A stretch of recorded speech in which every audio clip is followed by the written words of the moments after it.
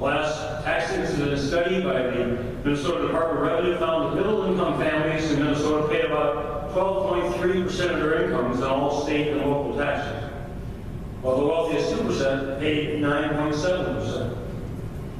Thus, middle-income Minnesota taxpayers pay 1/4 more of their incomes in state and local taxes than their very wealthiest citizens. That's unfair, and many Minnesotans rightfully resent it. Nevertheless, legislatures and all of you and other civic leaders will be besieged for the next 4 months by almost everyone who would have to start paying taxes or pay a fairer share of taxes under my proposal. The threats of doom and departures will escalate to fever pitches. They must be taken seriously, of course, but they also have to be placed into this context. What is the best outcome for the most Minnesotans today and for all of Minnesota tomorrow? That is the question which many of my critics either haven't thought about or don't care about. Well, I have, and I do. To make an honest evaluation of its effects on a family, a city, or a county, one must consider my entire proposal, not just one part of it. It lowers the overall tax and state and local tax burden on almost all middle-income and lower middle-income families in Minnesota, and single adults. If it didn't, I wouldn't have proposed it. If someone can prove to me that it doesn't, I'll change it. If someone has a better idea, I'll gladly support it. However, there is no get-out-of-jail-free card this time. If most Minnesotans were satisfied with the status quo of our tax system, I wouldn't have been elected governor in 2010, and quite a few legislators wouldn't have been elected last year. My most recent polling shows that while people may not be thrilled with all of my tax reform proposal, they prefer it over the present tax structure by over 2.5 to 1. Furthermore, just continuing the status quo doesn't balance the next biennium's budget. So those who reject my plan are going to have to design an alternative that will raise $1.1 billion in more revenues, cut spending by another $1.1 billion, or some combination of the two. None of them will be popular. Even worse, none of them would be fair to middle-income families. Raising revenues without correcting the regressiveness of the present tax structure increases its excessive burdens on middle-income Minnesotans. Cutting education, health, and human services, which count for over 80% of state expenditures, hurts the Minnesotans who depend upon them, principally the young, the elderly, and people with disabilities. Thus, if any real tax reform passes this session, it will be because, as with the stadium last year, it becomes harder to vote no than to vote yes. And also, like the stadium, the only way to win a vote is to have one. As the hockey great Wayne Gretzky once observed, you never score a goal on 100% of the shots you don't take. This is my shot at real tax reform and supporting the initiatives which will lead us all to a better Minnesota. If my shot fails, the next one will be taken by Minnesota voters in November of 2014. Thank you very much, and I'll be glad to respond to questions. Jake Cardiac had advice, even better.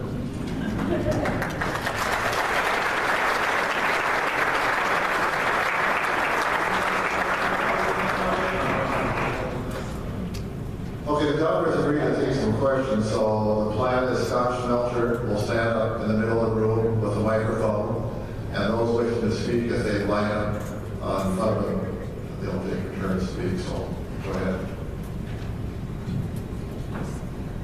I want to pay tribute to my colleague, I'm a former state auditor, Rebecca Ottawa. You know, we were having to raise money that she makes sure it's being spent correctly, so she's much more valuable in this process than I am. Please state your name and news organization that you'll be representing. Governor, you're looking a lot better than when I saw you at Falls Farm after you were hunting. Yeah, that's why I went to the last place. So you know I'm from a small town, rural Minnesota. I'm the Smith County Monitor News in Benson, Minnesota. And of course, as a newspaper association, you're going to ask this question. From what I understand of the proposal, We could see the printing at the plant be taxed, the advertising in the newspapers printed their tax, and the newspaper taxed. So before it gets to the subscriber, it could be taxed 3 times. Now, we're in an area 50 miles from South Dakota, and we're in an area that's economically depressed, I guess you could say, and we're a lot of middle and more middle class people. So a tax on advertising is going to hurt small town businesses, and it's going to take more money out of our people who really can't afford it. Plus, newspapers, rural community newspapers are the core of democracy. Without us, local government doesn't get covered. I am often the only person sitting in a public meeting.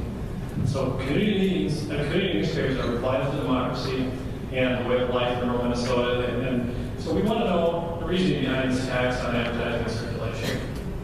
Well, if my reference to Commissioner Revenue, we're going to look at the details about the taxation each step of the way, and then again, I will look at that and I will get back to you on that. In general, though, you know, I mean, almost everyone is in business for a good reason, and those who aren't paying taxes. But, you know, you talk about the impact on people for taxing newspapers, lawyers. The Bar Association now talks, they call it the misery tax now, you know, taxing people for legal services.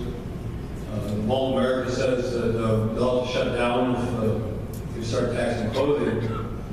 And I understand, you know, nobody wants to pay taxes. Nobody likes paying taxes.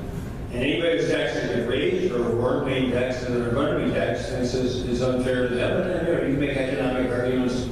Economization tax any businesses on anything. Eliminate corporate taxes, eliminate business property taxes. The problem is where do you get the revenues to do the things that most Minnesotans agree they want to do? And you know, if we're going to take out taxation of services out of the proposal, I mean, we're basically back to where we are now.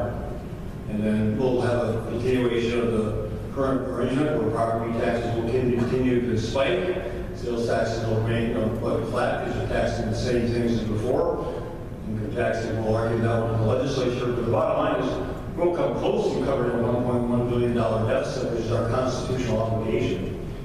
Or make any of these new investments that I'm proposing in areas that I think are important, and I think most Minnesotans think are important. So the question is not it is both what's better in my plan, but it's also then in that case, what's the better alternative? And again, I'm open to those ideas. The only other thing I say is I think you've got to look at, if you want to look at the effect on an average family, your community, your county, you've got to look at the whole package. You know, you take one piece out, so we're going to take more sales taxes now on legal services or accounting services.